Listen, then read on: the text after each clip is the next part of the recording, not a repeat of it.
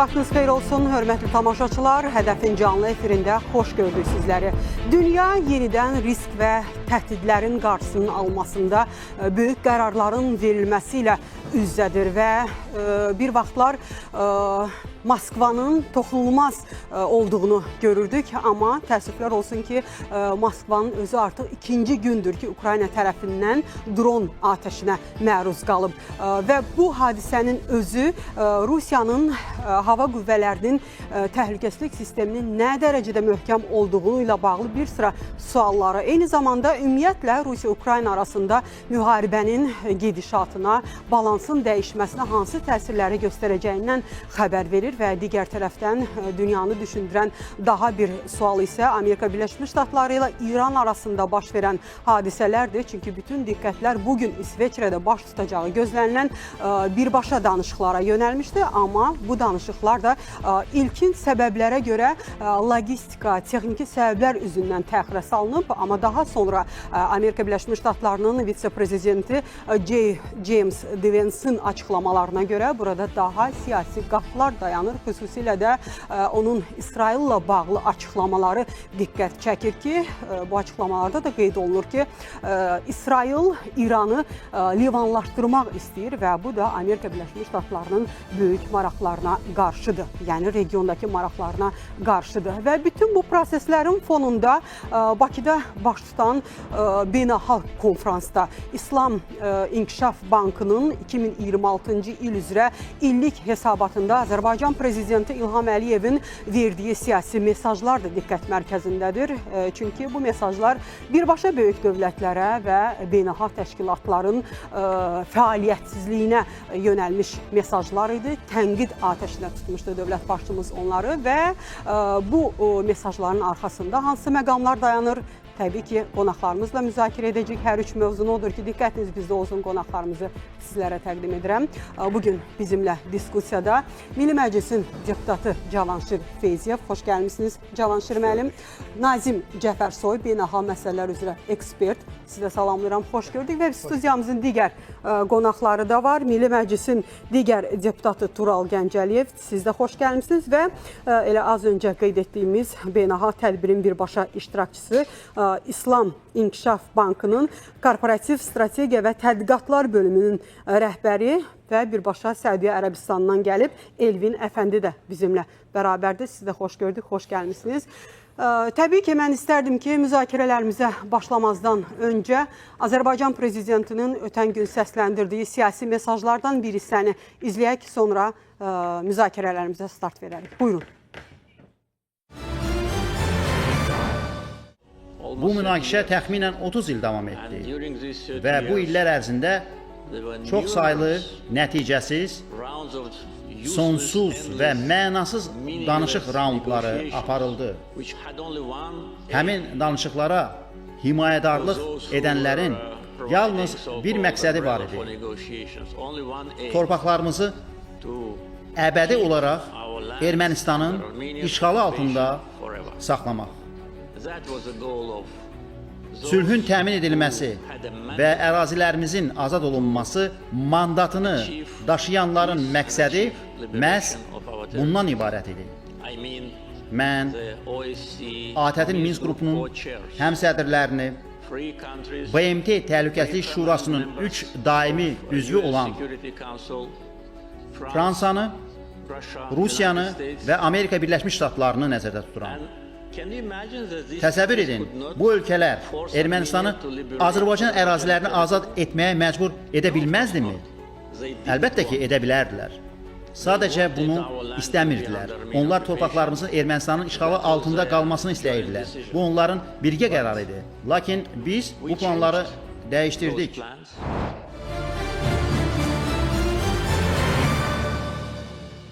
Bəli, Cavanşir müəllim, beynəlxalq münasibətlər sistemində xaosun, anarxiyanın, gərginliklərin hökm sürdüyü bir dövrdə Azərbaycan Prezidentinin Bakıdan səsləndirdiyi bu mesajların hansı ön məqamlarını qeyd etmək olar. Xüsusilə də burada beynəlxalq təşkilatlar, böyük güclərə qarşı tənqidlər var idi, açıq tənqidlərdən söhbət gedir. Bəli, İslam İnkişaf Bankının illik toplantısının keçirildiyi tədbirdə Prezident İlham Əliyev sadəcə İslam İnkişaf Bankı ilə olan əməkdaşlığımızı əhatə etmədi. Eyni zamanda öz çıxışında son 30 ildə Azərbaycanın keçdiyi bu tarixi yola da bir qısa ekskurs elədi və bu ekskurs çərçivəsində Azərbaycanın üzləşdiyi problemlərdən danışdı və o problemlərdən də biri və birincisi ən böyüyü elə məhz torpaqların işğal altında olması ilə bağlı idi. Və bu növbəti dəfə prezident əsl həqiqətin, reallığın konstatasiyasını elədi əslində. Əslində başa düşürük ki, Amerika Birləşmiş Ştatları, Rusiya, Fransa kimi qüdrətli dövlətlərin arzusu olsaydı Qarabağın işğaldan azad edilməsi, o dərhal həyata keçirilə bilərdi. Amma buna baxmayaraq 30 il torpaqlar işğal altında qaldı. Bu, Qərbdə çox populyar olan real politikin nəticəsidir. Yəni, bəzi hallarda biz münaqişəyə, məsələn, Qarabağ münaqişəsinə biz öz maraqlarımız çərçivəsindən baxa bilirik. Yəni, bir Azərbaycanlı olaraq öz həyatımıza etdiyi təsir bucağından biz ona baxa bilirik. Amma qlobal siyasətçilər ona qlobal çərçivədə, yəni bu münaqişənin digər bir tərəfdən hansı ölkələrə nə fayda gətirdiyini hesablayırlar və o cümlədən əlbəttə bu münaqişəni idarə edən tərəflər, dövlətlər öz maraqlarını və öz faydalarını hesablayırlar. Onlar üçün Azərbaycan torpaqlarının 30 il işğal altında qalması ümumiyyətlə problem deyil. Əsas məsələ odur ki, bu problemdən onlar hər biri necə faydalana bilər? Bu problemin üzərində öz maraqlarını necə təmin edə bilərlər? Və bu problemə söykənərək bu bölgənin dövlətlərinə, ölkələrinə nə cür təsir göstərib oradan daha çox fayda əldə edə bilərlər. Və bu kimi suallar onların suallarıdır, onların maraqlarına cavab verən suallardır. Amma bizim marağımız tamamilə başqaydı. Biz istəyirdik torpaqlarımızı azad edək. Ona görə, yəni əslində Cənab Prezident bir daha təsdiq etdi ki, Qarabağ münaqişəsi ermənilərlə Azərbaycanlılar arasında çıxmış və uzun müddət davam etmiş münaqişə deyil. Bu münaqişənin əsası var, ermənilərlə və Azərbaycanlılardan asılı olan əsası var. Amma bu əsasdan istifadə edib bu münaqişəni beynəlmiləlləşdirən və bu münaqişədən öz mənafiyi üçün istifadə edən daha böyük güclər vardı. Və bu bir qlobal oyundur Qarabağ ətrafında və bundan ən çox əziyyət çəkən də Azərbaycan idi. Və Azərbaycan bu oyunu pozdu. Heç bir bu münaqişənin çözülməsinə məsul olan heç bir qurum və ya dövlət bu münaqişənin aradan qalxması üçün, həll olunması üçün sona qədər bir addım belə atmadı. Yəni Azərbaycan özü bu təşəbbüsü irəli sürməsəydi, bu riskə getməsəydi, bu cəsarəti göstərməsəydi, bu daha bir 30 il, 100 ildə qala bilərdi. Bu cür münaqişələr də dünyada da kifayət qədər belə mənfi nümunələr var. Amma bu fakt oradan da bizim hər zaman qürur duya biləcəyimiz bir faktdır ki, əhali sayı itibarilə, ərazisi, coğrafi ərazisi itibarilə kiçik bir ölkə, qlobal güclərin Azərbaycan ətrafında qurduğu oyunu pozdu və torpaqlarımızı işğaldan azad etdi. Və hər bir beynəlxalq tədbirdə, hər bir uyğun bir yerdə Cənab Prezident bunu bir daha səsləndirir və Azərbaycanın hansı yollardan keçib bugünkü iqtisadi inkişafa gəlib çatdığını bir daha göstərmək istəyir. Və bunda biz haqlıyıq Azərbaycan olaraq və bu bizim ən şərəfli tariximizdir. Ona görə də mən düşünürəm ki, dünənki tədbirdə də bu fikirlərin səsləndirilməsi çox yerinə düşdü. Bu həm də beynəlxalq auditoriya üçün deyilən həqiqətlərdir. Bəli, Tural müəllim, necə dəyişdi Azərbaycan geosiyasi reallıqları? Qlobal oyunları necə poza bildi? Azərbaycan geosiyasi reallıqları dəyişdi. Bu bizim gözümüzün qabağında baş verdi. Biz yaşanan müasir tarixin həm şahidləri, canlı şahidləri kimi bu prosesin içində olduq, bunu gördük. Azərbaycan həqiqətən də həmkarımın dediyi kimi olmazın bir senarini pozdu və biz digər müharibələrlə, digər böyük güclərin dəstək verdiyi qüvvələrə sərf edilən resursları, məsəl üçün Ukrayna-Rusiya müharibəsi və yaxud da ki, yaxın şərqdəki müharibəni götürək. Elə ölkələr var ki, onlara nə böyük dəstək verilsə də, nə qədər böyük silahlar verilsə də, onlar bu geosiyasi düyünü aça bilmirlər, öz xeyrinə həll eləyə bilmirlər. Ancaq biz hansı ki, dünyanın ən 3 böyük ölkəsi, BMT Təhlükəsizlik Şurasının daimi üzvləri və elə tək Rusiya, Amerika və Fransanın 20-ci əsrdə və yaxud da ki 20-ci əsrdə, 19-20-ci əsrdə başlatdığı və xaosa sürüklədiyi müharibələrin sayını burada çəksək, bəlkə də neçə saat burada onu müzakirə eləyə bilərik. Ona görə də Azərbaycan olmazın bir missiyanı bacardı və təbii ki, bizim gücümüz, bizim cənab prezidentin rəhbərliyi altında həyata keçirdiyi siyasətlə biz coğrafiyamızı da, Xəzər dənizini də, Böyük Qafqazları da yeni bir zirvəyə qaldırdıq. Məsəl üçün, sizə bir kiçik misal çəkim.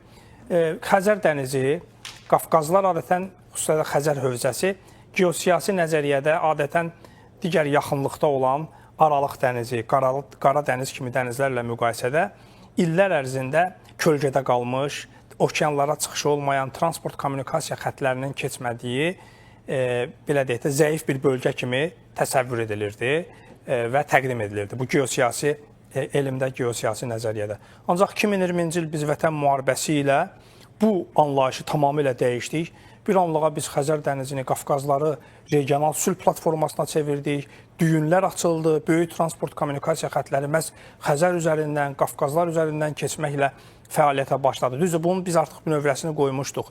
Milli lider Heydər Əliyev məhz 93-cü ildə hakimiyyətə gəldikdən sonra onun birinci işi müharibənin qarşısını saxlamaq, dayandırmaq, Azərbaycana düşdüyü böhrandan qurtarmaq, əsrin kontraktını imzalamaqla böyük dünya gücləri arasında çox ağıllı, müdrik geosiyasi oyunda Azərbaycanın xeyrinə dəyişmək olmuşdu. Ancaq bunu daha da inkişaf elətdirərək biz məhz 2020-ci il Böyük Vətən müharibəsi bizim üçün 44 günlük müharibə, 2023-cü il Azərbaycan suverenliyinin tam bərpa edilməsi və dediyim kimi artıq Xəzər dənizi dedikdə biz nə Qara dənizi, nə Aralıq dənizinin kölgəsində deyilik. Əksinə Xəzər dənizi, Qafqazlar, Azərbaycan Mərkəzi Asiyaya açılan böyük bir qapıdır, böyük bir pəncərədir. Bugün heç bir qlobal proyekt, heç bir Zəngəzur dəhlizi, məsəl üçün, məhz Azərbaycanın müharibədə qazandığı qələbədən sonra gündəmə gəlmişdir. 2020-ci ilə qədər kimsə Zəngəzur dəhlizinin belə funksional, belə əlçatan ola biləcəyini danışırdı mı? Xeyr, heç kim danışmırdı.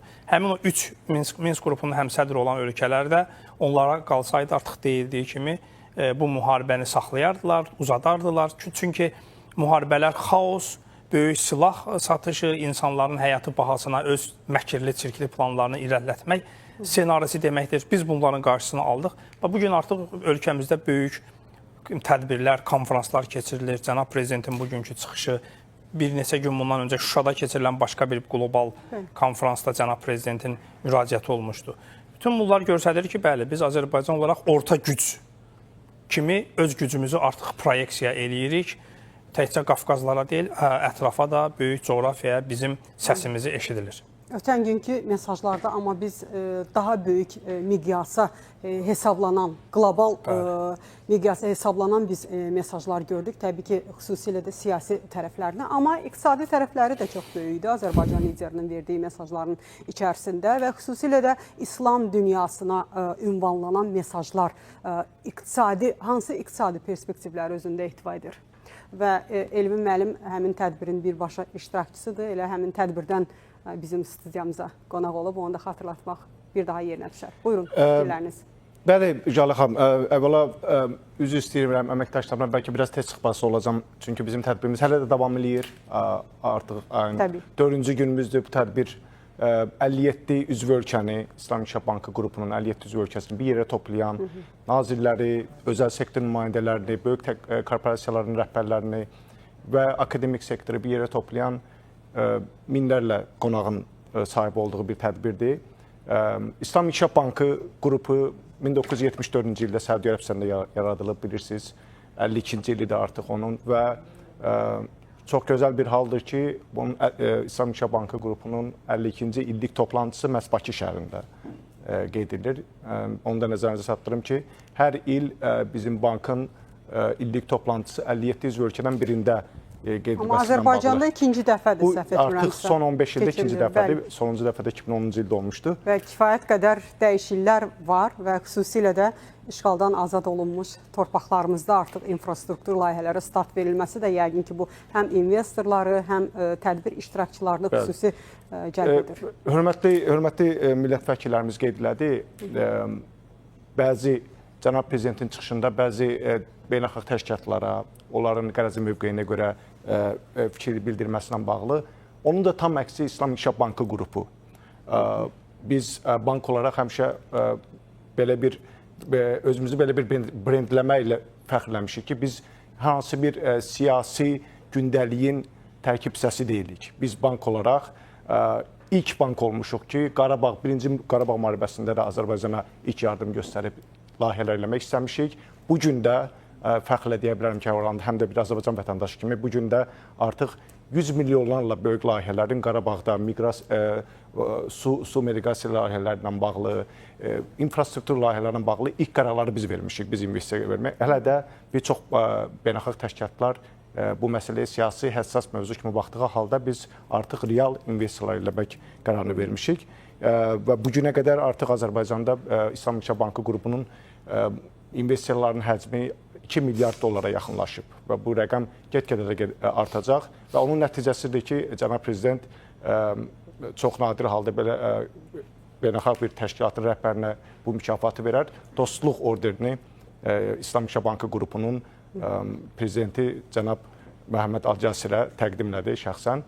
Bu da bir daha bankın Azərbaycanla dostluq əlaqələrinin və inkişafına töhfə vermək niyyətinin həqiqətən hər iki tərəfdən dəstəkləndiyini göstərir. Elvin müəllim, siz müəyyən bir büdcəni qeyd etdiniz. İslam İnkişaf Bankının 2 milyard səhv etmirəmsə. 2 milyarda yaxın. Dəqiq desəm 1.8 milyard. Dünyada kifayət qədər çağırışlar var müharibələr fonunda. Biz tək Azərbaycanın maraqları baxımından deyil, ümumiyyətlə bütün çağırışlar fonunda Amerika Birləşmiş Ştatları ilə İran arasındakı gərginlik fonunda, iqtisadi təhlükələr fonunda, Rusiya-Ukrayna müharibəsi və kifayət qədər bu təhlükələr, risklər çox böyükdür iqtisadi sahədə də. Bax, İslam İnkişaf Bankının qarşısında hansı hədəflər, prioritetlər dayanır və bu tədbirdən, beynəlxalq konferansından, Bakı konferansından hansı çağırışlar ediləcək dünyaya? Cəlalə xanım, mən bu suala sırf bank işçi kimi İslam İnkişaf Bankının mövqeyindən deyə bilərəm. Biz hər il illik toplantını... Həmin büdcənin istiqamətləri ən azından ondan qabaq hətta onu deyərəm ki, hər il biz illik toplantı qeyd edəndə həmin ilin qlobal və regional çağırışlarını önə alıb, həmin ilin mövzusunu təyin edirik. Bu il Azərbaycanda keçirilən tədbirin adı davamlı inkişaf üçün regional inteqrasiyadır. Bu ad boşuna seçilməyib. Geosiyasi vəziyyətlə bağlı, bunun nə qədər logistikaya, nə qədər daşınmalara, nə qədər iqtisadi inteqrasiyaya təsir edildiyini gördük. Xüsusən son dövrdə Körfəz ətrafında baş verənlər və bunun göz önünə alıb artıq Azərbaycanda məhz bu mövzuya diqqət yönəldirik ki, necə eləyə bilər ki, bizim üzv ölkələr, müsəlman ölkələri bir-biri ilə daha iqtisadi cəhətdən daha inteqrasiya eləyə bilsinlər. Qlobal uzaq iqtisadiyyatlardan asılı olduqca qonşu ölkələrlə arasındakı kommunikasiyaları inkişafləmiş olur. Məhz bunun nəticəsi olaraq da biz elədiyimiz investisiyaları həm Azərbaycanda, həm də digər 57 üzv ölkəmizdə məhz infrastruktur, biz ona PPP deyirik, özəl və dövlət sektorunun birgə əməkdaşlığı ilə qurulan investisiyalara və kənd təsərrüfatı sektorunun inkişafına olan layihələrə edirik, yəni son dövrləri. Bu da məhz yenə də onu göstərir ki, ölkələrimiz arasında inteqrasiyanı gücləndirib, gələcəkdə buna oxşar şoklar olarsa, onların qarşısını almaq imkanımız olsun. Azərbaycanda hansı xüsusi sahələr, xüsusilə də işğaldan azad olunmuş ərazilərdə diqqət mərkəzində idi bank sektoru? Hal-hazırda artıq 500 milyona yaxın dollara yaxın son dövrlərdə, son bir neçə ayın şeydir. Bu Qarabağ regionunda biz ona Qarabağ su miqrasiya proyektləri deyirik. Daha çox kənd təsərrüfatına yönəlmiş kanalların yenidən bərpası və Qarabağın bütün regionları, xüsusilə də Füzuli və Cəbrayılda bir kənd təsərrüfatında kiçik orta sahibkarların və ümumiyyətlə bütün fermerlərin, təsərrüfatçıların dayanıqlı suya, irriqasiya suyuna çıxışın imkanlarını yaratmaq üçün böyük bir layihə imza atmışıq və bundan qabaq isə Qız Qalası adlı bir Qarabağ regionunda Qız Qalası yenə də irriqasiya sektorundan bağlı layihəmiz vardı. Və bununla əlavə də bank sektorunda investisiyalarımız var, maliyyə sektorunda, səhiyyə sektorunda, kənd təsərrüfatı sektorunda və s. Xüsusilə də alternativ enerji mənbələrinin inkişaf etdirilməsi bütün beynəlxalq platformalarda diqqət mərkəzində olur. Heç şübhəsiz ki, yəqin ki, elə bu tədbirdə də Azərbaycanın yaratdığı yeni reallıqlar, qeyri-neft sektorunun inkişafı ilə bağlı reallıqlar da diqqət mərkəzində olacaq. Əlavələriniz varsa mən xahiş edəcəm, siz əlavə edəsiniz öz fikirlərinizi tədbirlə bağlı, çünki siz özünüz qeyd etdiniz ki, artıq tədbirin davamına qoşulacaqsınız. Ona görə də mən sizə... Yenə də bir daha, bu çox böyük bir tədbirdir dediyim kimi və bu ildə çox böyük layihələr imzalandı. Hal-hazırda hətta mən bu tədbirə gəlməmişdən qabaq bizim bankın digər üzv ölkələrlə investisiya layihələrinin imzalama mərasimi idi. Oradan yanımıza çıxıb gəlmiş olduq. Yəni, milyardlarla böyük layihələr imzalanır. Dediyim kimi, bu Azərbaycan üçün, həm də bank üçün böyük bir şərəf oldu ki, belə bir 52-ci illik toplantımızı Azərbaycanın Bakı şəhərində keçmiş olduq və inşallah ki, ümid edirik ki, bundan sonra Azərbaycanda İslam İnkişaf Bankının, İslam inkişafının, İslam bankçılığının daha da inkişaf etməsi üçün imkanlar açılacaq və ölkəyə kiçik və orta sahibkarlığın inkişafı da, alternativ enerji mənbələrinin inkişafından bağlı da böyük layihələrə imza atmış ola biləcəyik. Mən sizə təşəkkürümü bildirirəm, tədbirin gedişatına uğurlar arzulayıram, sizə də uğurlar arzulayıram. Bəli, əlbəttə ki, iqtisadi imkanların genişlənməsi Azərbaycanın siyasi çəkisini də, sözünün əhəmiyyətini də daha da artırır və bir daha xatırlatma edim ki, Elvin Əfəndi elə birbaşa tədbirdən studiyamıza qonaq gəldi və İslam İnkişaf Bankının Korporativ Strategiya və Tədqiqatlar bölümünün rəhbəri idi. Bir daha təşəkkürümüzü bildirirəm və bizim müzakirələrimiz davam edir və Azərbaycan Prezidenti ötən gün Bakı platformasından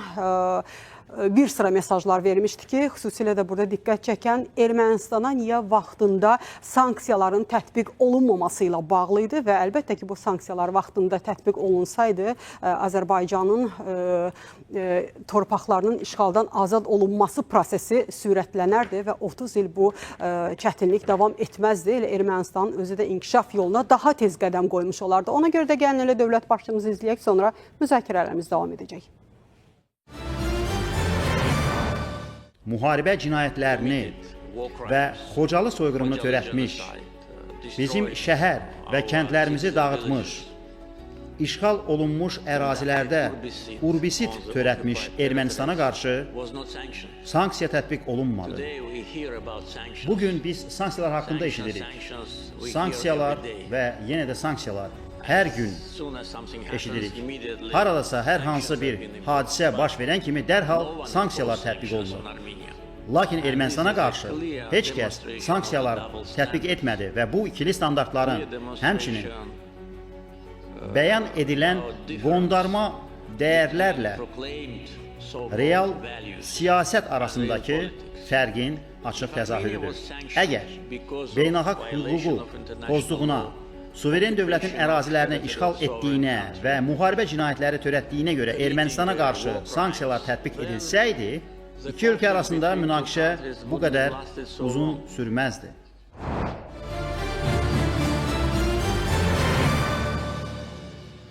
Nazim müəllim, cənab prezidentin Ermənistanın niyə vaxtında sanksiyalarla üzləşməməsi ilə bağlı səsləndirdiyi fikirlər hansı beynəlxalq istiqamətlərə yönəlmişdi? Əslində, prezidentin çıxışında ki, birinci mesaj, bilirsiniz, bu cür çıxışların hazırlanması, ondan sonra təqdim edilməsində müxtəlif hədəflər hesablanır. Siyasi hədəflər, iqtisadi hədəflər, hərbi, təhlükəsizlik və ideolojik hədəflər. Əslində, cənab prezidentin çıxışında diqqəti cəlb edən birinci hədəf kütlə. Hədəf kütlə İslam ölkələri. İslam ölkələrinin beynəlxalq münasibətlərə bugünkü yanaşması Azərbaycanın yanaşmasının bənzəridir. Mövcud beynəlxalq sistem istər keçmişi ilə, istərsə gücünü ilə beynəlxalq münasibətlərdə ən çox mağdur etdiyi, ən çox zərər verdiyi, ən çox qərəzli yanaşdığı coğrafiya İslam coğrafiyasıdır. Biraz əvvəl də Elvin bəy də qeyd elədi, o İslam Konfransı Təşkilatının və ya İslam İnkişaf Bankının, yəni bu coğrafiya, İslam coğrafiyasına, Müslüman coğrafiyasına xitab eləyən, dolayısıyla oradan rəsmi intellektual, istərsə də iqtisadi təbəqədən insanlar. Əslində burada siyasi olaraq verilən mesaj bənzər narahatçılıqları paylaşırıq beynəlxalq sistemlə ilgili və bənzər haqsızlıqlara uğrayırıq. Bu mənada birinci adətən çıxışın bu hissəsi qarşı tərəflə özünüzün arasında psixolojik bağ qurur. Bənzər qədəri paylaşırıq, bənzər dünya görüşü, sistemlə bağlı bənzər narahatçılıqları bölüşürük. Öncə Cənab Prezidentin çıxışında bu məqam xüsusi vurğulandı. İkinci, bu siyasi motivin ikinci hissəsi bu hədəf kütləyə Cənab Prezidentin burada çıxış etməyi, şəxsən çıxış eləməyi seçməsi də eyni zamanda verdiyi mesajlarda bir başqa şey göstərir. Azərbaycanın xarici siyasətində Orta Şərq regionunun ya da bizim ədəbiyyat literaturunda dediyimiz kimi yaxın şərq regionuna artan marağımızın həm də təzahürüdür. Şəxsən Cənab Prezidentin orada çıxış etməsi bu mənada və verdiyi mesajlarla. Sonra da burada əhəmiyyətli olan şeylər, hədəf kütlə ciddi maliyyə resurslarına sahib olan və bunun üçün bir təbəqədir. Bu təbəqə, bu yapı ölkəsi ilə, iş adamı ilə, bürokratı ilə, ticarətçisi ilə və iqtisadçısı ilə bir yerə investisiya qoyarkən orada bir neçə suala cavab axtarır. Bir, orada təhlükəsizlik varmı? İki, orada sabitlik varmı? Üç, oradan biz nə qazana bilərik? Hara investisiya qoya bilərik? Cənab Prezidentin çıxışında bunlar hamısı var. Təhlükəsizlik. Cənab Prezidentin Qarabağ məsələsinə yönəlik bu məsələni həll etmişik mesajı bizdə təhlükəsizlik var və bu təhlükəsizlik gedərək geçən ortamda artır. Təhlükəsiz investisiya üçün Sülh realdır. Sülh realdır. Məsələ əslində odur. Buna fokuslanıb. Sabitlik, inkişafda sabitliyə vurğu edilməsi investisiyanın, sərmayənin ən çox istədiyi şeydir. Lərdən biridir. Buna da vurğu var. Sonra diqqət edirik, nə qazana bilirsiniz sualının cavabı var. Nə var? Bir, bizim ehtiyacımız olan bir şey. İşğal edilmiş bölgələrin, işğaldan azad edilmiş bölgələrə Azərbaycanın investisiyaya ehtiyacı var. Öz başına edir, amma digərləri daha çox kömək eləsə, bu daha sürətli, daha geniş miqyasda və daha təkmil formada gerçəkləşə bilər. Burada oradakı layihələrdən bəhs etməsi, yeni planların olduğunu ifadə eləməsi və həmin toplantının iştirak prosesində də bununla bağlı müxtəlif investisiya müqavilələrinin imzalanması əslində ona hesablanmış bir şeydir ki, bizim investisiya ehtiyacımız var və sizin də pul qazana biləcəyiniz, investisiya qoya biləcəyiniz yerlər var. Bu baxımdan üstəlik bunun da psixolojik və siyasi altyapısı oldu. Biz işğala uğradıq, qərəzli mövqeydə qaldıq bu. Bir başqa iki dənə şeylə də qısaca bitirin burada. Enerji təhlükəsizliyinə vurğu və bu enerji təhlükəsizliyi İslam ölkələrində pulu çox olan ölkələrin maraq göstərdiyi və bildiyi sektordur və buradan da bərpa olunan enerji sektoruna keçid, oradan investisiyanın tələb edilməsi.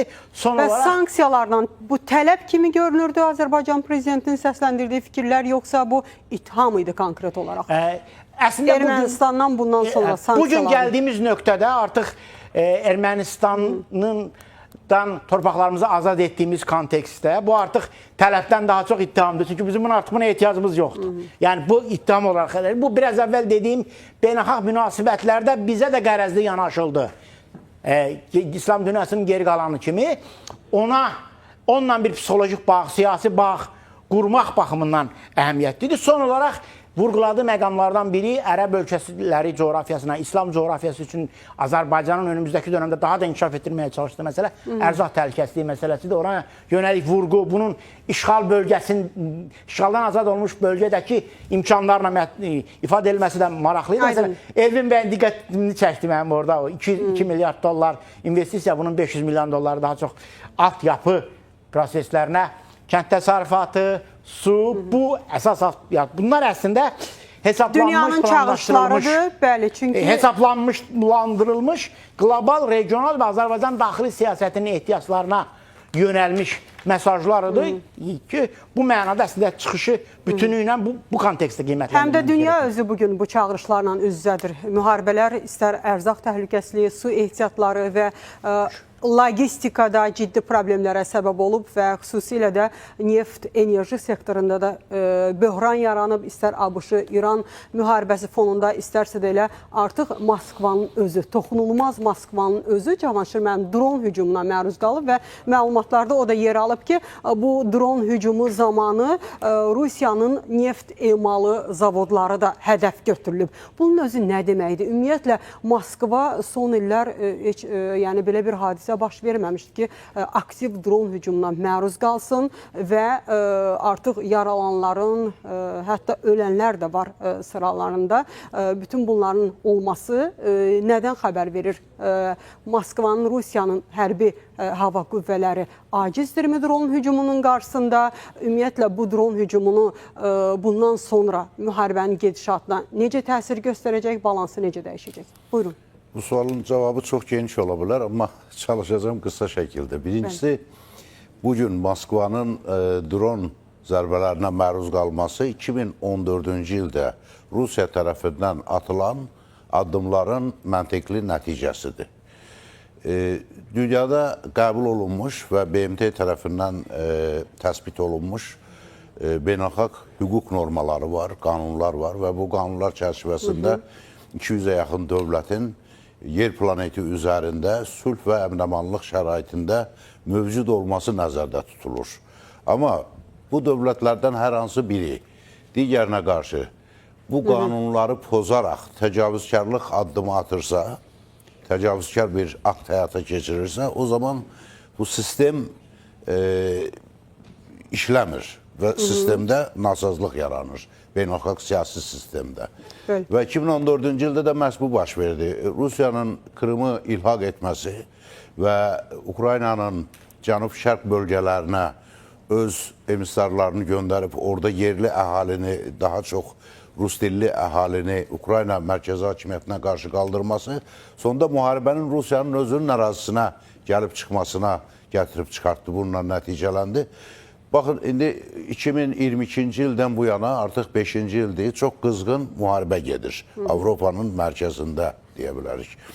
Və bu müharibə zəminində biz müşahidə etdiyimiz mənzərə ondan ibarətdir ki, savaş, müharibə heç bir tərəfə heç zaman xeyir gətirmir. İstər təcavüzkar tərəfə olsun, istər təcavüzə məruz qalan tərəfə. Və bizim öz müharibəmiz də bunun bir misalın, bir sübutudur ki, 30 il torpaqlarımız işğal altında qalmasına baxmayaraq biz öz torpaqlarımızı yenə də geri ala bildik. Və Rusiya və Ukrayna arasında gedən müharibənin də aqibəti eyni bu şəkildə qutara bilər. Amma sonda nə baş verir? Sonda təcavüzkar tərəf heç nə əldə etmir. Əks tərəfi çox böyük itkilərə məruz qoyur və sonda özü də ondan daha çox itkilərə məruz qalır. Bu 5 ilə yaxın müddət ərzində Ukrayna texnoloji cəhətdən, hərbi texnoloji nöqteyi nəzərdən çox sürətlə inkişaf etdi. Niyə? Çünki bu sadəcə inkişaf etməyə məcbur idi. Ölkəsi işğal olunur günbəgün, saat-ba-saat. Ona görə ölkənin hərbi siyasi rəhbərliyi bundan çıxış yolu axtarır. Və onu da qeyd etməliyik ki, burada xüsusilə böyük rol həm də Avropa İttifaqının, Amerika Birləşmiş Ştatlarının dəstəyi də rol oynayır. Ukraynanın bu hərbi texnoloji cəhətdən inkişafında. Amma ona baxmayaraq, Ukrayna xalqı özü çox böyük fədakarlıq göstərir və bu gün də siz dediyiniz ki, bu müharibə gəlib Rusiyanın paytaxtına, Moskva şəhərinə çatıb. Və Moskvanın özündə yerləşən neft arima zavoduna Ukraynanın hücum etməsi, amma unutmamalıyıq ki, bundan daha az öncə Rusiya Ukraynanın paytaxtına hücum etmişdi. Hətta tarixi abidə sayılan binanı Kreshatikin lap yanında, Kreshatik meydanındakı Lavra adlandırılan kilsəni vurmuşdu, çox ciddi şəkildə zədələmişdi. Bu UNESCO-nun tarixi mədəni irs siyahısına daxil edilmiş bir abidədir. Amma baxın, burada bir tarazlıq vardır, təbii bir qanuna uyğunluq var. Kim təcavüzü başlayıbsa, sonda özü də təcavüzlə üzləşəcək. Və mən bu hadisələrə bu cür baxıram və düşünürəm ki, Ukraynanın məcbur olduğu situasiyada inkişaf etməkdən, daha çox fədakarlıq göstərməkdən və qalib gəlməkdən başqa sadəcə yolu yoxdur. Ya yer üzündən silinməlidir, tamamilə işğal olunmalıdır, ya da bütün gücünü, bütün imkanlarını səfərbər edib bu müharibəni qazanmalıdır. İndi gözümüzün qabağında müharibə səhnələri əksinə dəyişir. Əgər əvvəldə sürətlə Rusiya qoşunları gedib Kiyevin lap yaxınlığına çatmışdılarsa, indi geri çəkilə-çəkilə hal-hazırda Ukraynanın 19%-dən bir qədər çoxu işğal altındadır və xüsusilə bu il başlayandan son bir neçə ay ərzində Ukrayna qüvvələri verilən məlumata görə işğal altında olan bir neçə yaşayış məntəqələrini azad etməyə müyəssər olub və hələlik müharibə buna baxmayaraq davam edir. Müharibənin dayandırılmasına çağırışlar hər tərəfdən Amerika Birləşmiş Ştatları tərəfindən, Avropa İttifaqından, dünyanın hər bir tərəfindən çağırışlar var, amma Rusiya müharibəni dayandırmaqda maraqlı görünmür bu anda. Bütün bunlar nəyə gətirib çıxaracaq? Bütövlükdə dünya iqtisadiyyatına küllü miqdarda zərər vurulur. İqtisadi proseslər pozulur. Yəni, dünya miqyasında, global miqyasda öz tarazlığını tapmış iqtisadi qarşılıqlı enerji balansı dəyişir, logistik imkanlar. Bu enerji qiymətlərinə birbaşa təsir edir. İstənilən müharibə birbaşa ən çox təsir etdiyi amillərdən biri enerji bazarıdır. Və istənilən müharibə, istənilən halda bütün dünya üçün zərərlidir. Ona görə də Rusiya ilə Ukrayna müharibəsi nə qədər tez tutararsa, bütövlükdə Avrasiya miqyasında iqtisadi fəallıq da daha tez bərpa olunar və buna müvafiq olaraq ölkələrin qarşılıqlı iqtisadi ticari əməliyyatları da yenidən öz qaydasına qayıda bilər. Amma bu da yəni mümkündür və nəinki mümkündür, bu da labüddür. Dünyada hər zaman müharibələr olub, müharibələr qutarıb. Bu müharibələr bir tərəfdən çox böyük dağıntılara, fəlakətlərə səbəb olsa da, digər tərəfdən yenidən bir başlanğıcın əsasını qoyur. Yeni bir inkişafın başlanğıcını qoyur, əsasını qoyur. Əmin olmalıyıq ki, bu müharibə də tezliklə bitəcək və həm Ukraynada, həm Rusiyada yeni inkişaf mərhələsinə başlayacaqlar. Amma strategiya dəyişə bilər, Ukrayna daha da güclənə bilər və ümumiyyətlə... Ukrayna daha da güclənərsə bu müharibə daha tez bitə bilər. Yaxud da Moskvanın daha da qızışaraq Ukraynaya cavabı nədən ibarət ola bilər, Kiyevə cavabı nədən ibarət ola bilər? Bütün bunlar da sual doğurur. Amma hal-hazırda mən istərdim ki, elə Moskvaya bağlanaq.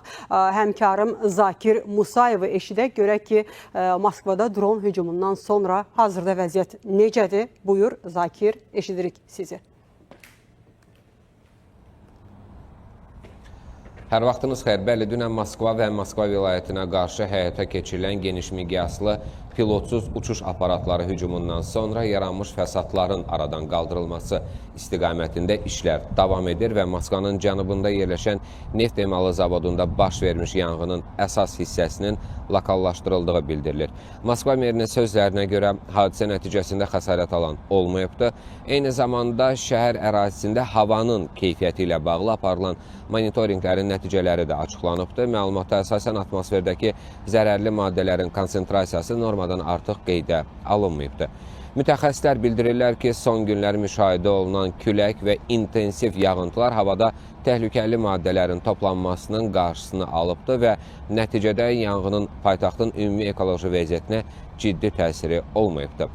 Dünənki hadisələrdən sonra fəaliyyətində məhdudiyyət yaranan Moskva vilayətindəki ticarət mərkəzinin isə bugün adi rejimdə fəaliyyətini bərpa edəcəyi açıqlanıb.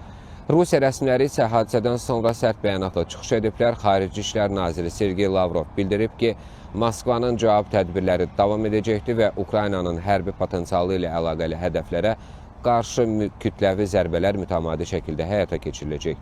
Rusiya Xarici İşlər Nazirliyinin sözcüsü Mariya Zakharova da NATO-ya xəbərdarlıq edərək ölkəyə qarşı mümkün hücum cəhdlərinin dağıdıcı cavabla qarşılanacağını bəyan edibdir.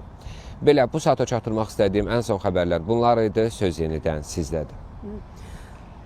Təşəkkür edirik Zakir və həqiqətən də vəziyyət gərgindir. Həmkarım Zakir Mariya Zakharovanın fikirlərini baş vermiş hadisə ilə bağlı söylədi, amma Rusiyanın Xarici İşlər Naziri Sergey Lavrovun da fikirləri var və Tural müəllim sizə söz verməzdən öncə mən şifahi şəkildə onları da diqqətə çatdırmaq istərdim ki, deməli Sergey Lavrov Ukrayna, Avropa və qlobal təhlükəsizlik məqaləsində qeyd edib ki, bu vəziyyətin qlobal təhlükəsizlik üçün fəlakətli fəsadlara səbəb ola biləcəyini vurğulayıb. Avropada nüvə sahəsi də daxil olmaqla güc potensialının ciddi möhkəmlənməsi baş verir. O, Fransanın bir neçə Avropa İttifaqı və NATO ölkəsinə nüvə çətiri təqdim etmək planlarına diqqət çəkib. Bu, nə Fransanın özünün, nə də ondan yardım alanların təhlükəsizliyinin gücləndirilməsinə gətirib çıxaracaq deyə Sergey Lavrov fikirlərini belə ifadə edir. Yəni, az qala NATO-Rusiya qarşıdurması nüvə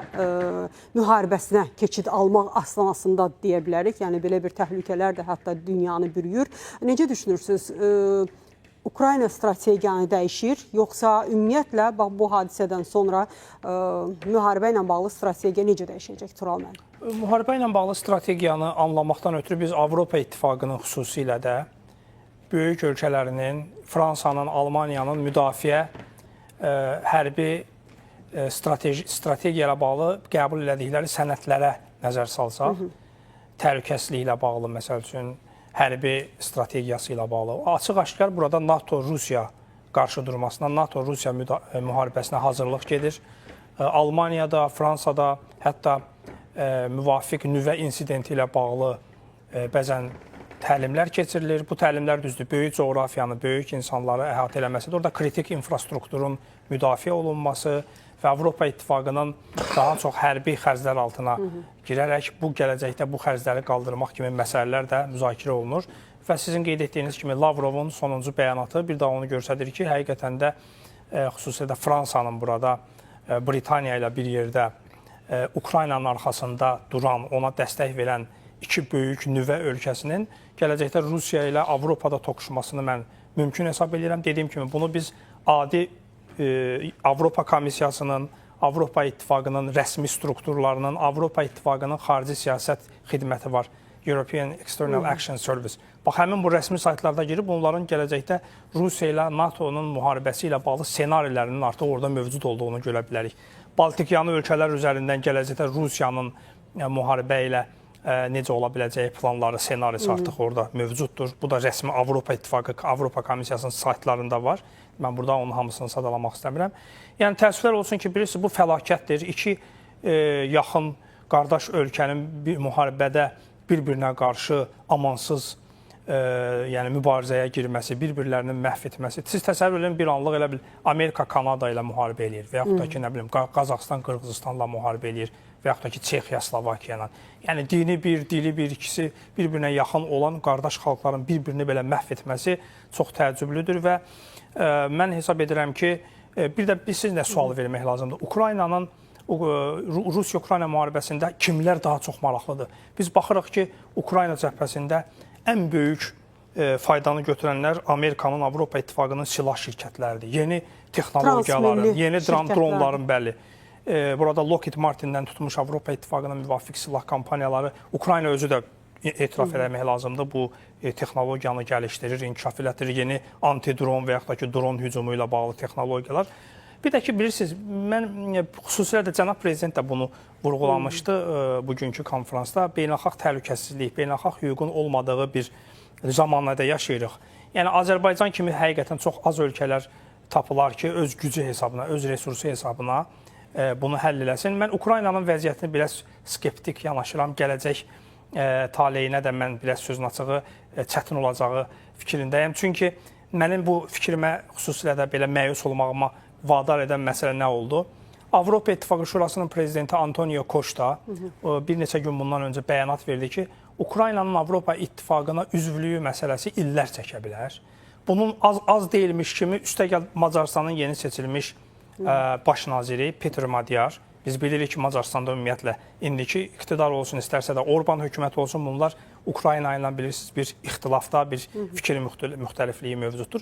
Peter Madyar da söylədi ki, bu 10 illiklər çəkə bilər Avropa İttifaqına üzvlüyü. Yəni nə deməkdir? O deməkdir ki, Ukrayna ümumiyyətlə Avropa İttifaqı üzvlüyünə mədəni yolla desək, heç vaxt güvənməsin, bunu gözləməsin.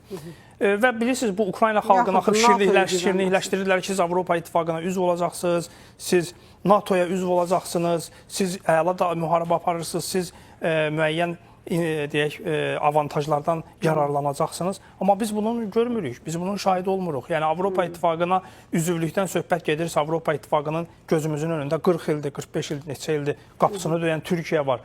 Bunu daha çox haqq eləyən, məsəl üçün, daha çox inkişaf eləmiş ölkələr var. Məsəl üçün, Bosniya-Hersegovinası var, Makedoniyası var, nə bilim, elə məsəl üçün, biz düzdür, Avropa İttifaqına heç vaxt üzv olmaq istəməmişik, bizim müstəqil bir suveren ölkə. Ermənistan amma bu şirinliklərə daha... Bu kökə və dəyənək prinsipi. Yəni, Türkiyənin misal çəkdiniz, Ukrayna bu boyda itkilər verib, yəni məqsəd odur, amma Ermənistan da o çağırılan, belə deyək... Gürcüstan özü belə, bilirsiniz, siyasi kursunu dəyişdi. Bu Avropa İttifaqının 200'lü riyakar siyasətinə son zamanlar ümumiyyətlə inanmır.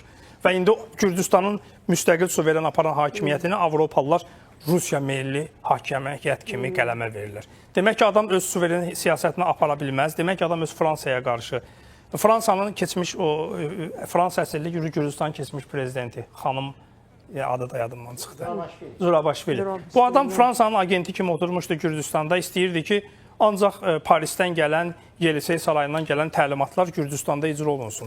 Bax, budur. Bunların, ona görə mən bilirsiniz, Ukrayna xalqı öz qəhrəman, öz suverenliyi, ərazi bütövlüyü ilə bağlı məsələlərdə haqlıdır, beynəlxalq hüquq. Ancaq bu Avropa İttifaqının bu iki riyakar müharibədən yararlanan, faydalanan, başqa insanların qanı hesabına o silah kampaniyaları, silah şirkətləri nə qədər milyardlarla dollar. Çünki bilirsiniz, o ağ adamın supermeysist, irqçi düşüncəli Avropada, mən onu xüsusə qeyd etmək istəyirəm, ideologiyalar artır. Onlar ağ adamlar, ağ Avropalılar, belə dırnaq arasında desək, istəyər ki, şərqdə yaşayan barbar Slavyanlar bir-biri ilə müharibə etsin və biz öz texnologiyamızı, öz silahlarımızı onların üzərində sınaqdan keçirək. Bax, məni məyus eləyən, ürəyimi ağrıdan bu məsələdir ki, yəni, böyük, gözəl, passionar gücü olan bu Slavyanları bir-biri ilə qırdırmaq həqiqətən də çox. Ona qədər bunu eləmək istəyirlər. Yaxın şərqdə İranı ərəb ölkələrinə qarşı toqquşdurmaq planı baş tutmadı. Böyük müharibə olur. ABŞ-İran məsələsinə biz qayıdacağıq, daha doğrusu toxunacağıq. O mövzu da aktualdır.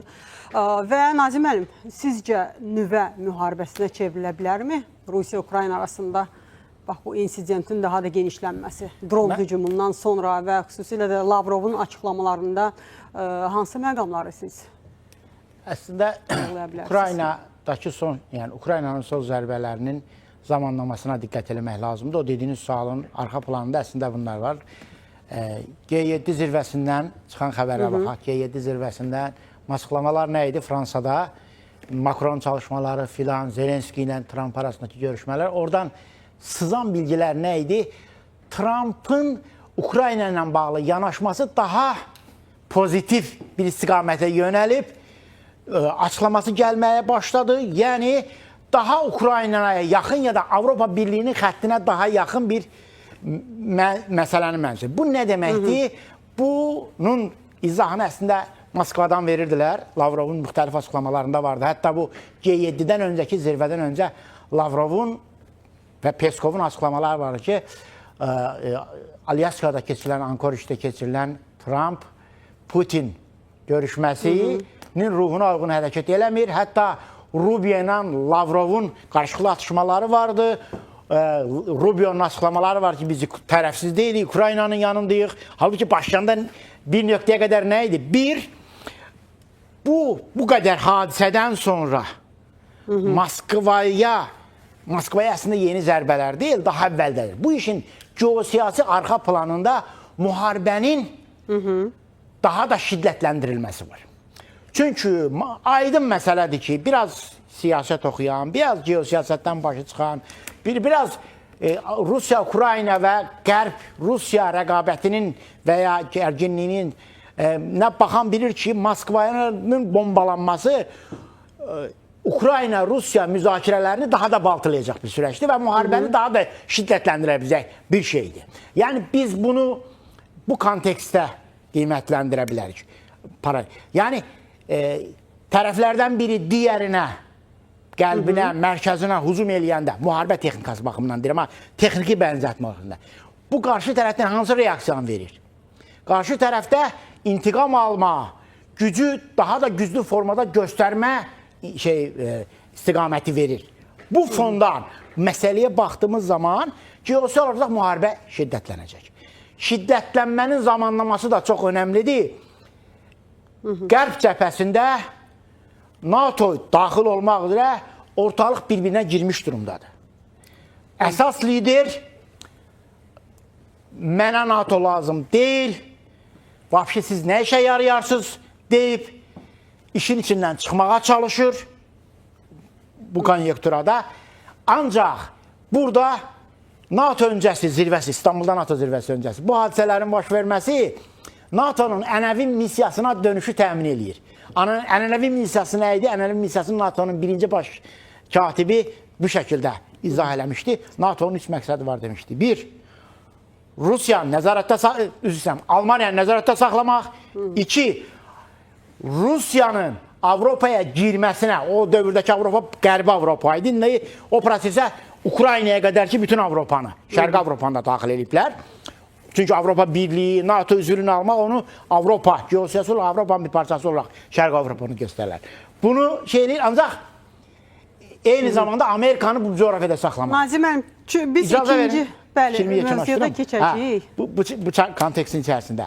Bu, həm də onu göstərir ki, önümüzdəki dönəmdə Rusiya-Ukrayna savaşı şiddətlənəcək və Trump'ın da bu, belə deyək də, saqqızını uğrayıb bu prosesə daxil edirlər. Bu, həm də ondan da Rusiya təhlükəsi. Zamanlama da çox kritikdir. İran münaqişəsi bitir. Enerji qiymətləri aşağıya gedir. Bitirmi? O sual doğru. İndi o suala da cavab verərəm. İcazə versəz, biz elə o mövzuya keçərdik. Bir son olaraq burada benzin istehsal edən yerlərə, neft emal edilmələr iki baxımdan önümdə. Hərbi lojistika baxımından, bir də xalqın müharibəni Moskvada hiss etməsi baxımından, bir də buna hesablanmış bir proyektdən məsələ bilər. Çox qısa konkret, üzr istəyirəm Cavanşir müəllim, amma çox xahiş edəcəm qısa konkret, çünki digər mövzuya keçəcəyik. Rusiyanın hərbi hava qüvvələrində hansı boşluqları üzə çıxardı? Müharibə göstərdi ki... Deyir ki, rəsmi olaraq biz qarşısını aldıq, amma faktiki hücumlar ildırım sürətindən davam edir. Bu proses, bunu əslində Azərbaycan göstərmişdi. Müharibələr, İran müharibəsi də göstərdi. Göstərdi ki, dron məsələsi hərbi hava hücumdan müdafiə qüvvələrini demək olar ki, təsirsiz hala gətirib. Artıq bu nə işə yarayır? Texniki baxımdan, hərbi baxımdan və mali baxımdan bir yükə çevrilib. Bu həm də onu göstərdi. Bu sadəcə Rusiyanın problemi deyil. Bu eyni zamanda dünya hərb sənayesinin və hərb texnologiyasının problemi ki, dronlara qarşı nə etməliyik? Bu məsələnin daha da aktuallaşdıran bir məsələdir həm də. Aydındır. Sadəcə Rusiya nümunəsində görürük. Daha əvvəldə bunu biz Azərbaycan, ilk olaraq Azərbaycan Ermənistan nümunəsində göstərmişdik. Aydındır. Və Cavanşir müəllim, artıq biz üçüncü mövzumuza istərdim ki, keçid alaq. Bu günləri diqqətlər yönəlmişdi ki, İsveçrədə bir görüş başlayacaq, amma təəssüflər olsun ki, bu görüş təxirə salındı və Amerika Birləşmiş Ştatları tərəfindən gələn rəsmi açıqlamalara görə, J.D. Vance'ın fikirlərinə görə bu görüş logistik imkanların olmadığı üçün müəyyən texniki problemlərə görə təxirə salınıb. Amma daha sonra siyasi açıqlamalar da verildi, xüsusilə də İsraillə bağlı. Elə gəlin o İsrail-Amerika Birləşmiş Ştatları mövzusuna keçməzdən öncə biz o detallara nəzər salaq ki, bu görüşün təxirə düşməsində hansı siyasi səbəblər var idi? Mənə elə gəlir ki, görüşün təxirə düşməsinə hansısa bir siyasi çalar və bəna verməyə ehtiyac yoxdur. Çünki bu heç vacib deyil. Onlar görüşərək həmin sənədə imza atdılar və yaxud elektron qaydada video görüntüləri də imzalama anlarının. Yəni o 14-dən təsirini saxlayır. Çünki bu çərçivə razılaşmasıdır. Bu əslində yekun bir saziş deyil. İki dövlət arasında bir saziş deyil. Bu 60 gün çərçivəsində aparılacaq danışıqlarda mövzuları müəyyən edən bir siyahıdır. Belə də sadələşdirilmiş dildə belə deyə bilərik. Və sadəcə müzakirə olunacaq mövzuların tərtib olunması başa çatıb bu anda. Və bunu imzalamaq belə böyük bir, dəyərli bir sənəd deyil. Yəni bu sənəd sülh gətirmir hələ. Sadəcə döyüş əməliyyatlarını dayandırır. İran tərəfdən, İran ətrafından blokadanı aradan qaldırır və eyni zamanda Hörmüz boğazından sərbəst keçidi təsbit olunur, sərbəst keçid təsbit olunur bu sənəddə. Qalan bütün digər məsələlər üzrə isə danışıqlara başlanılır. Ona görə də bunun deyək ki, uzaqdan uzağa imzalanması elə də təəccüb doğurmamalıdır. Amerika prezidenti bunu Parisdə Versal sarayında axşam yeməyindən sonra imzalamışdı və İran prezidenti də öz kabinetində Tehranda bunu imzalayır. O qədər qeyri-ciddi yanaşmasından xəbər verir. Yox, çünki sənəd özü qeyri-ciddidir. Yəni bu ciddi bir sənəd deyil.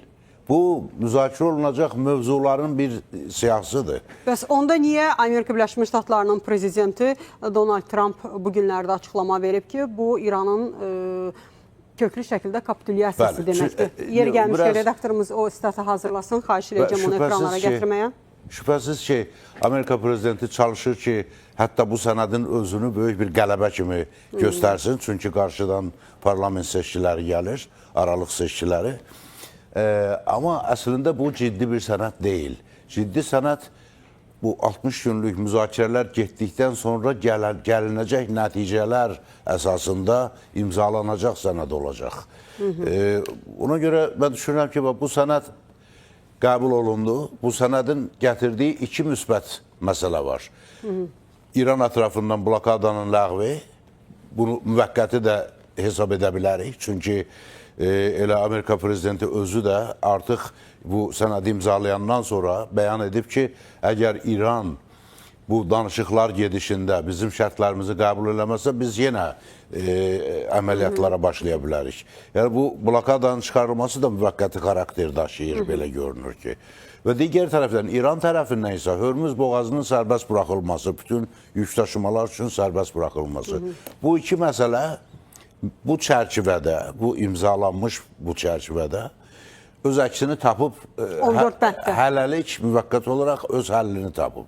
Amma orada qalan digər ondan çox məsələ var ki, və xüsusilə nüvə silahı ilə bağlı olan məsələ çox təkcə İran və Amerika maraqlarından yox, bütün dünyanın təhlükəsizliyi baxımından ən önəmli məsələdir. Və o məsələnin hələ günlərlə, həftələrlə müzakirəsi və sonda hansı nəticəyə gəlinəcəyi hələlik bəlli deyil. Ona görə də bu sənədə bu qədər çox biz əhəmiyyət verməməliyik ki, niyə bu şəkildə imzalandı. Yəni bu belə təntənəli bir imzalanmalı bir sənəd deyil.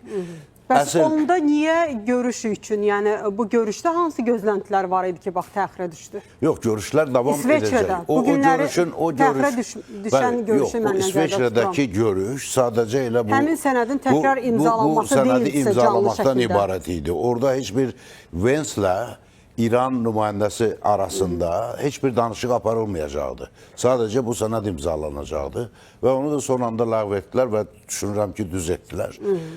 Çünki danışıqlar mühiti tamamilə başqadır. Bu İsveçrədəki indi nəzərdə tutulan görüş danışıqlar mühiti üçün deyil.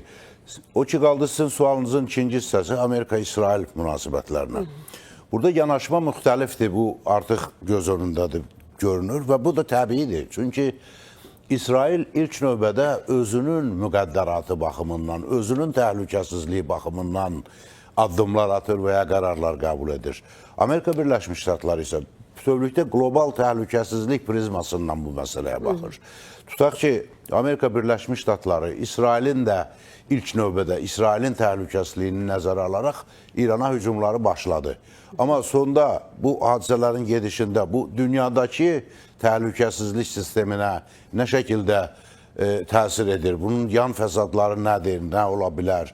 Bütün bunları nəzərə aldıqda Amerikanın məsuliyyəti daha böyükdür. Və ona görə də bu anda, bu bir aydan çox davam edən müharibədən sonraki anda İsrail hələ də öz maraqları çərçivəsində bu məsələyə baxırsa, Amerika bütün dünya çərçivəsində baxdığı üçün burada baxışlar fərqlənə bilər artıq və fərqləndi də və J.D. Vance də onun izahını verdi və bu bütün dünya üçün də maraqlı idi. Çünki izah olmasaydı şayələr daha çox genişlənirdi və şayələr məzmun cəhətdən daha çox dəyişirdi anbaan və nəhayət J.D. Vance buna aydınlıq gətirdi ki, bəli, İsrailin maraqları budur, amma Amerikanın məsuliyyəti tamamilə başqadır. Amma istənilən halda nə indi, nə sonralar Amerika Birləşmiş Ştatları heç zaman İsrailin təhlükəsizlik məsələsini öz diqqətindən kənarda qoymayacaq. Buna da əmin ola bilər hamı. Yəni, düşünürəm ki, İsrailin təhlükəsizliyi Amerika üçün bir nömrəli məsələdir. Müəyyən fikirlər də var ki, elə bu görüşün baş tutmaması İsrailin təsiri altında təxirə salınıb. İndi o məsələyə qayıdacaq, amma gəlin Donald Trump'ın fikirlərini tamaşaçıların diqqətinə çatdıraq. Qeyd edir ki, Trump əvvəlcə qeyd şərtsiz təslim ifadəsi müzakirə olunurdu. Yaxşı, bu həqiqətən də qeyd şərtsiz təslimdir. Düşünürəm ki, elədir. İranla razılaşma Tehranın qeyd şərtsiz kapitulyasiyasıdır. Dünyanın ən güclü ordusuna sahibik. Heç bir məhdudiyyət yoxdur. Statın sonu. Və redaktorumuzdan xahiş edəcəm, artıq Amerika Birləşmiş Ştatlarının vitse-prezidenti James Vance'ın da fikirlərini ekranlara gətirək, çünki o da İsrailin bu məsələdə, hadisələrdə maraqlarını diqqətə çatdırıb və öz bəyanatında qeyd edib ki, düşünürəm ki, İsrail cəmiyyətində İranı Liviyaya çevirmək istəyən insanlar var. Bəs 90 milyon əhalisi olan İranın Liviyaya çevrilməsi Amerika Birləşmiş Ştatları üçün yaxşıdırmı? Qətiyyən yox. İsraildə bu panikanı bir qədər qəribə hesab edirəm. Düşünürəm ki, bu etimadsızlıqdan qaynaqlanır. ABŞ bu regionda etibarlı müttəfiq olduğunu dəfələrlə sübut edib. Sanki onlar hesab edirlər ki, İrana fayda verə biləcək hər şey baş verəcək. Amma İranın özü heç də dəyişməyəcək. Statın sonu. Tural müəllim, nə deməkdir? İranın Liviyaya çevrilməsini İsrail istəyir və İsrailin maraqları Amerika Birləşmiş Ştatlarına qarşıdır. Bax, bu fikirlərlə James Vance... Bu bəyanat təbii ki... İki məqam burada xüsusi diqqət çəkir. Bir, Liviyaya çevrilməsi ümumiyyətlə nə deməkdir? İranın Liviyalaşdırılması və ikinci bir tərəfdən də İsrail, Amerika Birləşmiş Ştatları arasında yaranmış bu təzad, uçurum nədən xəbər verir? Bu iki sizin qeyd elədiyiniz məqam müharibənin nəticəsi olaraq İsrail və ABŞ arasında üzə çıxan fikir ixtilafdır, fikir müxtəlifliyidir və bu artan ixtilaf artıq özünü bəyanatlarda biruzə verir. Yəni, J.D. Vance onu vurğulayır ki, dolayısı yolla desək, diplomatik belə üzərindən vuali götürsək, qeyd eləmək istəyir ki, müharibənin başlayanda İsrailin və bizim planımız ondan ibarət idi ki, daha doğrusu bu İsrailin istəyidir ki, İranı Liviya senarisinə, yəni failed state, böhrana uğramış, iflasa uğramış bir dövlətə çevirmək və İsrailin milli maraqlarından irəli gələrək yaxın şərqdə İranı parçalayıb zəiflətmək siyasəti nüvə bu müharibənin əsas başlanma səbəbi idi. Buna nail olmadığına görə indi İsrail ABŞ və İran arasında əldə edilmiş, imzalanmış anlaşma memorandumunu pozmağa cəhd elədi. 19 iyunda imzalanmış, deməli, üzr istəyirəm, 19 iyunu yox, 19-unda görüş təxli. Yəni 17 iyunda imzalanmış elektron memorandum cəmi bir gün dözdü. Pakistanın vasitəçiliyə cəmi bir gün dözdü və İsrail Livana hücum eləyərək artıq bu gün keçirilməsi nəzərdə tutulan görüşləri də ləğv elədi və beləliklə də bu Amerikanın bilavasitə İsrailə qarşı hiddətini, qıcıqlandığını göstərir. Çünki həqiqətən də Trump bu müharibəyə səhvən getdiyini anlamışdı, başa düşmüşdü və bu müharibədən imicini qurtararaq və bu müharibənin davam etməsindən canını qurtararaq çıxmaq istəyir. Çünki artıq Trumpa qarşı Respublikaçılar Partiyasında bilirsiniz, fikir ixtilaf müxtəlifliyi var. Bəzi Respublikaçılar Partiyasında olan aqressiv fonda köklənmiş partiya üzvləri Trumpı İranla bağlı məsələni bitirməyə çağırırlar və onun bu yarımçıq işini pisləyirlər. Respublikaçılar Partiyasının qalan üzvləri artıq Trumpa qarşı MAGA kampaniyasına xəyanət etdiyini, İsrailin maraqlarını birinci tutduqlarını qeyd edərək onu tənqid edirlər və belə bir ağır çətin vəziyyətə düşmüş Trump administrasiyası hesab elədi ki, imkan olmuşkən, fürsət yaranmışkən İranla anlaşma memorandumu bağlayaq, çərçivə müəyyən ediləcək, gələcəkdə bu danışıqlar çəkəcək, bəlkə gələcəkdə hansısa bir müqaviləyə çevriləcək. Ən azından indiki zaman, indiki hal-hazırdakı danışdığımız dövrdə ABŞ artıq istəmir İranla müharibə eləmək. Böyük xərcdir, böyük itkilərdir. Amerikanın artıq bilirsiniz böyük. ABŞ istəmir, amma İsrail istəyir. İsrail, mən hesab edirəm ki, İsrail əlbəttə istəyir. İsrail ABŞ-ın əlləri ilə işi bitirmək, İranı parçalamaq, İranı məğlub etmək istəyir. Liviyalaşdırmaq istəyir. Liviyalaşdırmaq Nə istəyir, deməkdir əlbəttə. Bu o deməkdir ki, yəni İran kimi böyük bir ölkə, 90 milyon əhalisi olan Vətəndaş ölkə, müharibəsi, yəni çökmüş bir sistem. Çökmüş bir cəmiyyət, bunun yaradacağı risklər, əslində Yaxın Şərqdə vəziyyəti necə dəyişə bilər? Yaxın Şərqdə vəziyyət, baxın, hər bölgənin prototipini müəyyənləşdirən ölkələr var. Məsələn, tutaq ki, içəridəki daxil geosiyasi və cəmiyyət içərisindəki dinamikalar o ölkənin vəziyyəti, o ölkənin və bölgənin vəziyyətinə birbaşa təsir edir. Məsələn, Cənubi Qafqazda daxili dinamikləri və geosiyasi rəqabətin regiona təsiri yaradacağı şeylərdən ölkə Gürcüstandır. Azərbaycanlı var, erməni var, gürcülər var. Rusiya, Qərb geosiyasi olaraq bu coğrafiyada mübarizə aparanda birinci sarsıntılar orada olur. Bax, Soyuq müharibənin dövründən sonra ilk sarsıntılar orada başladı. Türkistan coğrafiyasında, Mərkəzi Asiyada bu iki ölkədir. Əfqanistan və Özbəkistan. Orada qeyri-sabitli olsa bütün coğrafiyaya təsir edir. Çünki dinamikləri, potensialı, imkanları və geosiyasi vəziyyəti ona iş eləyir. Yaxın Şərqdə də iki ölkə var. Bunlardan biri, əslində üç ölkədir, amma bunların mərhələ gedir. İraq, Suriyə, İran. İraqda istiqrarsızlıq oldu, məlum hadisələr baş verdi. Dalınca Suriyada istiqrarsızlıq oldu, məlum hadisələr baş verdi, sarsıntılar baş verdi. İndi bənzər proses İran nümunəsində özünü təzahür eləməyə başlayır. Livan hadisəsinə çevrilməsi bu mənada ciddi risklərə etibar edir. Üstəlik bu prosesin bizə də təsiri var. Çünki İran hər mənada, ictimaiyyətin hamıya məlum olan mənada, həm coğrafi olaraq qonşumuzdur, həm ortaq tarixi köklər, ortaq mədəniyyət, Azərbaycan türkləri, Tehranda ləğv edir. İsveçrə görüşü əslində bir siyasi iradə nümayişi idi və bir embargo qırılacaqdı. O da baş vermədi. Siyasi iradə nümayiş etdirə bilmədilər. Yəni, çox uzun sürədən sonra ilk dəfə ABŞ və İran rəsmiləri ən yuxarı səviyyədə. Yəni, vitse-prezident, yəqin ki, oradan da Pezeşkan olacaqdı. Pezeşkan səviyyəsində bir Mərkəzi Avropa ölkəsində, İsveçrədə, ki, bu beynəlxalq münasibətlərdə çox önəmli bir mərkəz kimi də xarakterizə edilir, xüsusən diplomatik müzakirələr baxımından. Orada əl-ala görüşəcəkdilər və dünyaya bir mesaj verəcəkdilər. Bu mesaj ABŞ üçün də önəmli idi. Fikirlərinizi... Nəsə, mənə gəlib çatanda vaxt çatmır. Yox, sadəcə bizim 2-3 dəqiqə vaxtımız qalıb. Mesaj verəcəkdilər. Bu mənada önəmli idi hər iki tərəf üçün. İran tərəf üçün də, ABŞ tərəf üçün də. Təbii ki, bu arzu olunmadı. Burada da Livan məsələsi burada xüsusi olaraq istifadə olundu məsələdə. Burada əsas vurğulanan, fokuslanan şeylər daha çox ABŞ-dakı etirazlarıdır. Ancaq burada iki məqam var.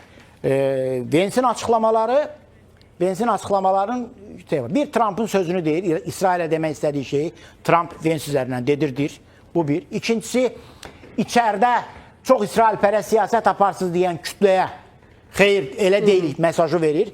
Üçüncüsü, Vens bu açıqlamalarla mağacılar üzərindən Respublikaçıların prezident namizədi olma kampaniyasını başlatdı. Açıqsaz şəkildə. Amerikan birinci maraq. Bəli. Bu üzərindən fokuslanır. Gəlin, bizim 2 dəqiqə vaxtımız var, Nazim mənim, Cavanşir mənim əlavələrini. Mən yenə öz fikrimdə qalıram. Bu sənəd işçi sənəddir. Yəni, işçi qruplar tərəfindən hazırlanmış bir sənəddir. Orada heç mən hətta rəva bilməzdim ki, J-Defense gəlsin, ondan ötürü bu sənəd imzalasın.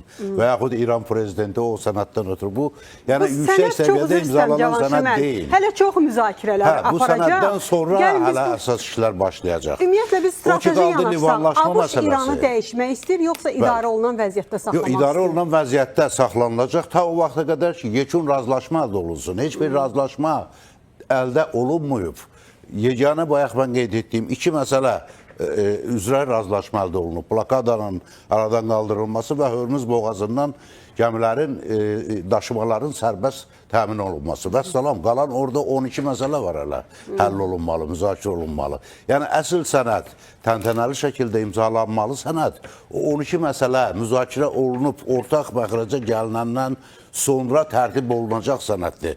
Və o sənəd 14 maddədən ibarət olmayacaq. O sənəd bəlkə də 1400 səhifədən ibarət olacaq. O yüzlərlə səhifə olacaq o sənəd.